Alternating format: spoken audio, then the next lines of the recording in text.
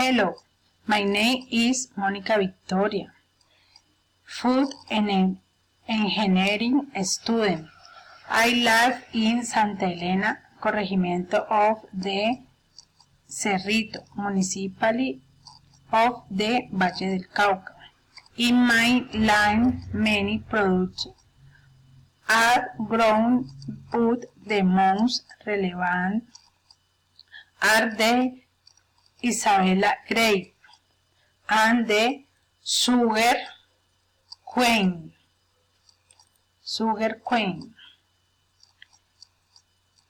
In the cultivation of Isabella grape, the heart of the mother is enfolded, from which the product is harvested and imported to the country's chain stores. And sugar queen is varied intact added product such as refined sugar and organic sugar.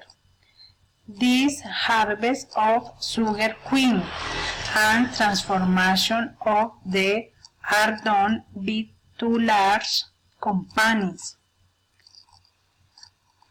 Ingenio Manuelita and Ingenio Providencia, companies that generate a lot of employment for the people of my municipality. My ideal hut is the one that at correct perform and is coordinator of the school feeding program, and the company where I will like to work is Ingenio Providencia. The salary that I will like to is $2,000,000 pesos. This is all the information I want to share. Thank you.